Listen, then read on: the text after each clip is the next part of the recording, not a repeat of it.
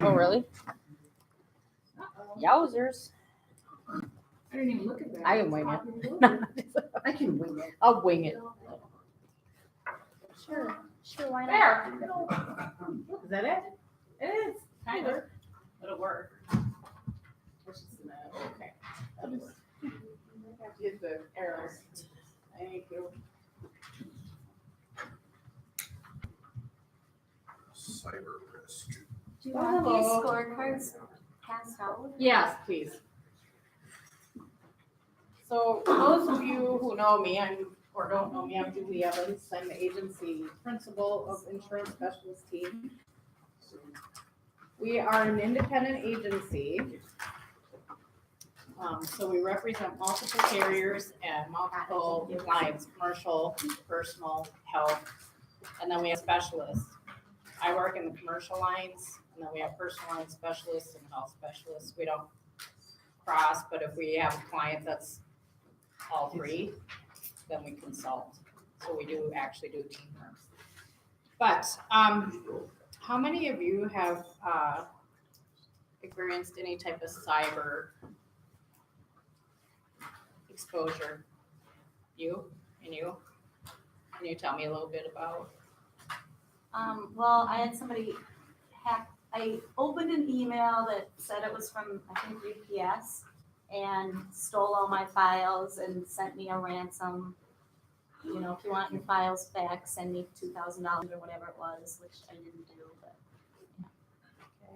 How about you, Chris? How was yours? We just had, I think it was 2.5 years ago, where it was in the summer, like goodness, they just came in and everything was locked up. Ransomware. Yeah. Yeah. Small business, oh, I didn't have it, but one of my clients had ransomware attached to their files, and they were gonna charge them like X amount of Bitcoin to get it out, because it was a Russian, right? and that cyber security is not traceable, that's why the crooks use it. But it was like over $1 million they were asking me for. Yeah. Broke 'em. It's crazy. It's crazy. Oh, and one more, just before I left, I work for a bank, and just before I left to come here today, I got an email from one of our customers who does a lot of business overseas. They have manufacturing over in China and Taiwan and over in Asia. And she said, oh, you know, Liz, can you look into this? Have we sent a wire to this company before? Because I think we might have fraud. It was like a $30,000 wire that we had sent, you know, a couple weeks ago. So I said, I gotta go to a meeting, I'm so sorry, but as soon as I get back, first thing I'll do is look into this, you know, so hopefully it's not. Oh, that happens all the I time. got a credit report that said my email's on the dark web, so I'm a little nervous about that, you know, you just never know what information is out there. Yeah. This is the other thing that, for a question to ask, how many of you are using your work email? Because some of you are the business owner. So your work email to like Facebook instead of a personal one. Yeah, me too. That was a big mistake. And you know, being that I'm in this industry for insurance purposes, you don't always have, these crooks are so, Savvy? yeah, and intellectual. Truly, if they took that time and resource to do something productive, we'd probably have a really, great place to be. But Facebook got hacked in May, and there was a notice that you could check, and sure enough, that's exactly what happened with me. Is I ended up having mine is on the dark web as well. Every now and then I get this random thing for, I'm a hacker, and send me Bitcoin, and it shows my old Facebook password. So that, it does grab your attention, because it's like, oh my God, there's my passwords out there. But in the same token, luckily, I don't have, everything I have is like hosted third party, so then you still have to read contracts for that. But we'll get more into that. I just, there's just such a fast growing crime that I thought this would probably be the best thing to share amongst everybody, and hopefully So small business is the number one target to cyber crimes, because the larger corporations now have, the FBI or they have Secret Service working with them, And so we're a better target because they can get us quick and be on to the next person. So some of it, the new business shifts are bricks and mortars to click in orders. So if you're thinking, you know, how many people now do business online and sell things online more than ever before. And I don't wanna just read these slides, but we might go to that. So if you have a general liability policy, sometimes they have coverage in there for a minor portion of cyber liability. It's gonna be very limited. It's not gonna cover ransomware. It's gonna be maybe $25,000. But if you think, you know, for us as an insurance agency or a dental office or a chiropractor, you're saving client data. And if you get attacked and that gets exposed, you have 2 years that you have to give a credit report to your people that got exposed. So I couldn't personally write that check for have 2,400 people get a credit report from me. I'm sorry, it's not gonna happen. So we do insure for this, and the insurance is cheap, but it also covers for your employees. So I think most of the exposures do happen by employees opening up their email, or the best one is like, oh, hey, you've won something. Like after you buy something from maybe Vistaprint or Office Depot or something, is it legit or is it the hacker? I don't know the answer to that, but that's where a lot of this comes in. Also, harassment can be done because there's a joke or an inappropriate email. SEO, LinkedIn or Facebook might be some slander or misuse of copyright and data. The economic exposures are trademarks, copyright implications, intellectual property rights, defamation, security, and system failures. We actually had, and I'm not gonna name the carrier, they gave us permission to use their logo for marketing. Well, we started, and I had just happened to come out of the hospital from open heart surgery. I get a call from the president of the carrier, upset because we're using their logo, which we have permission to, but we were outranking them. So they wanted us to take the website down that they gave us permission to actually put up there. So some of those things, you know, after their attorneys looked at it and said they, you know, people are perceiving us to be them, even though we still had our information on there as well. So sometimes they're like, oh, wait a minute. So you don't want to have that exposure for trademark infringements. I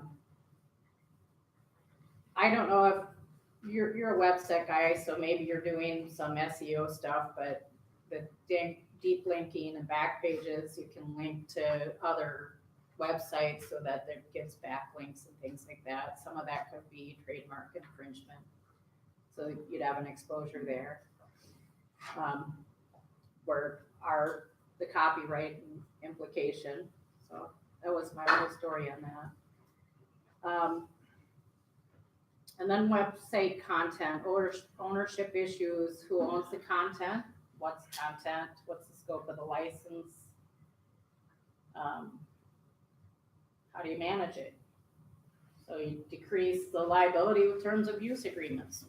You know, how many people are using, do you read your terms of use? No, Exactly, and nobody, I mean, do you read your policy when the carrier changes? Probably not, but there is, if you're hosting outside and you're storing data, is it them or is it yours? Or is there a mutual implication to that? So for us, we host outside and our carriers.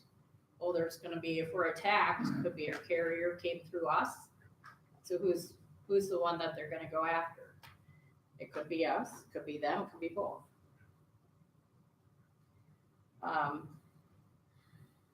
Defamation, the thing to be cautious of this is the websites, forums, publication, blogs. online bulletin boards and social media. And it's not just you as a business owner, but the employees. What are they representing outside of the business? You know, could you implicate your company or your boss, or if you're the business owner, could your employees be doing that? It's possible. Data security, the risk of collecting and storing and use of information, privacy issues, security breach. So if you're taking credit cards, could those be getting compromised, the number, the information, that's still an exposure? And are you keeping paper files? That's still an exposure, even though it's not in maybe storage of the computer, but if you're not shredding those documents correctly, that's still gonna be another identity exposure. So some of the system failures and your risks are virus attacks, physical damage or interruption to servers, and natural disasters. One of the clients that I just sat with was a law firm who had just been ransomware, and luckily they were able to rebuild. They have an IT department. So they were able to just take that data, shut it down, and rebuild it. But most cyber attacks that do this, that are really good, they'll be in their 30, 40, 60 days beforehand before they decide they're gonna shut you down. So was 30 days long enough? Or, you know, where's the exposure? I don't know. Then there's privacy violations. Employees claim their privacy rights were violated after the employer reviewed emails on personal files. That's another exposure for, as an owner of the business, to be, you know, it's your business, but if you're looking to see if an employee sent something, or maybe they're out of the office because they're on a medical leave, and you need to go back in, there's privacy violations there that you might have. But as an employee, why are you posting things from the company email? Discrimination and harassment. Employees receive unwelcome verbal, visual, physical conduct, sexual conduct. Conduct interferes with employees' work. Employee feels violated. Anybody get emails that they feel like, hey, this is so inappropriate? I mean, I've gotten them, even third party, going, why are you sending me this? It's just like, well, what are you thinking? People just sometimes just don't think about that stuff. And then the social media exposure, misuse of social media can really open a company to a variety of risks. So make sure you're keeping track of what's being said out there so that you're not getting implicated by your staff, or, you know, just think before you post stuff. So cyber liability insurance actually covers destruction of home pages. It will cover attack. It'll cover if you have an exposure and you call right away. Your policy will come in and do a forensics on that, as long as you have a good policy, usually a standalone. They'll cover for, even if you think about Target back in 2014 when they were hit, it was hit by an HVAC person, and it was due to a billing. They electronically billed for Target, and they weren't the only vendor that was, you know, Trader Joe's, BJ's Wholesale wanting to shop there. So the coverage will actually help build back your brand, because as a small business, how much can you actually take to try to rebuild your brand? If you're gonna try to build that out of pocket and get that public trust again, it's not something I certainly can take out of my pocket to do, so that's why I do cover it with cyber liability. And if you have an exposure, it's kind of something to think about. I had put a flyer in regards to the scorecard. If you think you might be at risk, kind of take a look. If you don't think you are, you know, take this, kind of take a peek at, are you at risk? The last thing you want is to find out that like the poor HVAC guy had the Secret Service show up at his office. They were like, no comment right now. I mean, I couldn't even imagine that small, you know, they're obviously not that small because they had some pretty decent accounts. But to live through that and then to be traced back, it wasn't Target, it was actually this HVAC company. So how did it happen? It happened with an HVAC. They were billing. Yeah. And through that electronic billing, because they were compromised, got into Target. And that's how that got exposed. So, That's also what started the chipped cards too, wasn't it? yeah, you know, even Cards the, were never chipped before that Target attack. right, exactly. So. Your general liability policy, again, will show you a little bit of, coverage. If you, I mean, it's at least maybe $25, $50 to purchase it on your current business owner policy.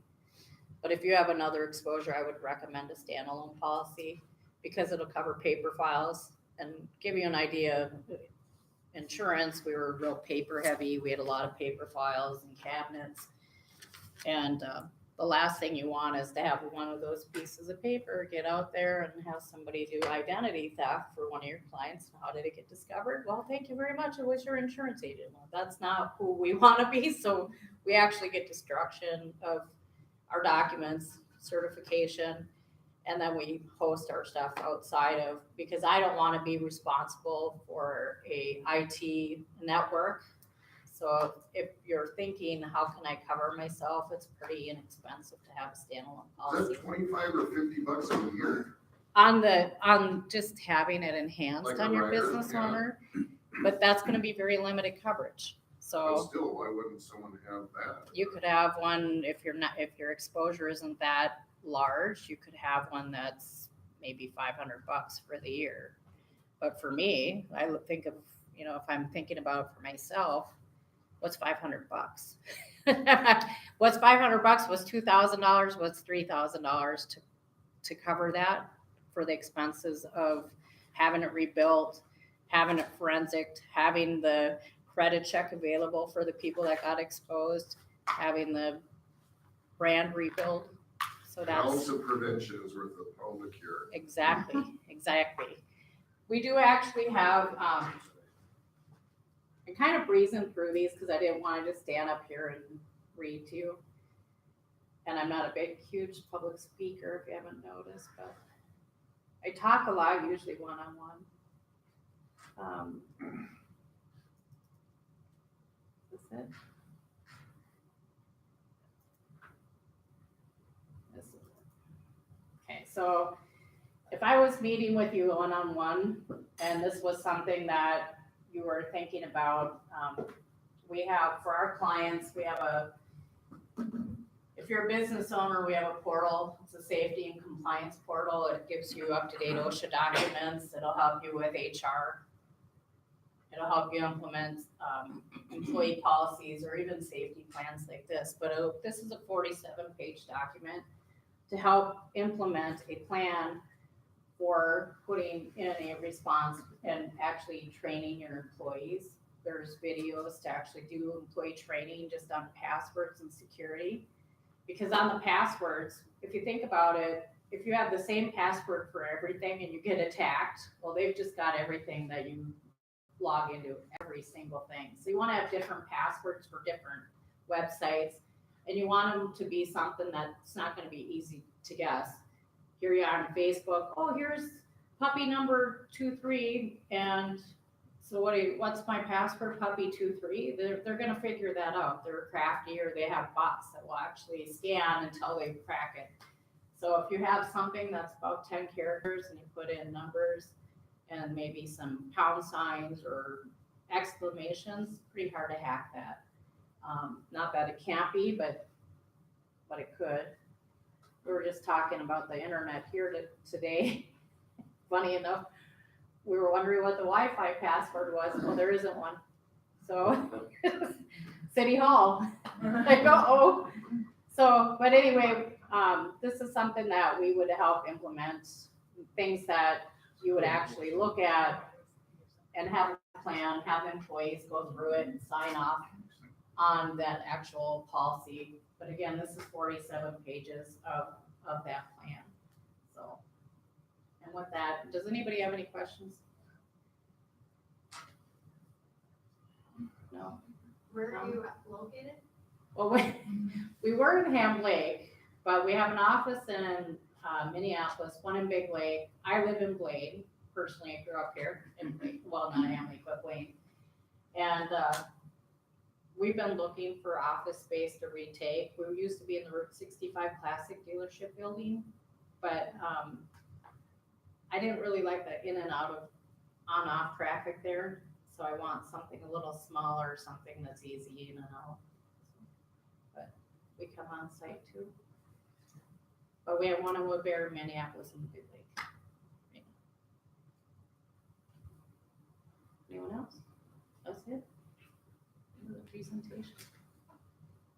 Are there certain requirements that a company would have to go through to get that insurance, like training and some kind of certification and some level of software, virus protection? Or It depends on what type of business you are. So if you're a technology company and you're maybe hosting other clients' data, then you would want a more complex policy. But they're gonna underwrite, they're gonna wanna know what your controls are. Those are gonna be in the questions of and certainly they, you know, if it's large enough, they would send out a team to do like a safety compliance. And they wouldn't actually charge. The carrier wants to make sure that you're safe. So, good question. What are some action steps if you're a small company, maybe you're a solopreneur or have under 5 people that are working there? What are some steps that that size business could take to protect themselves? You could still have a standalone policy. It's just gonna be less expensive. The more that you have, more exposure you have, like how much revenue you're taking in or how much documents you're handling, that's gonna be where they're basing their price point. So, but if it's a small business, you can get a standalone policy, $500 or less, so annually. Anybody else?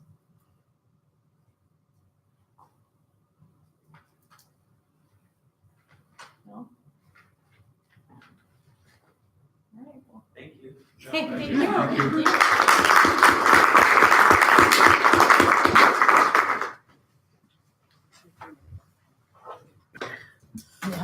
Thank you, everybody. I don't think I have anything else. Do you have any questions for me or Julie? She'll be here. I know. I'm not a big Quick public shout out. Yes, shout outs are good.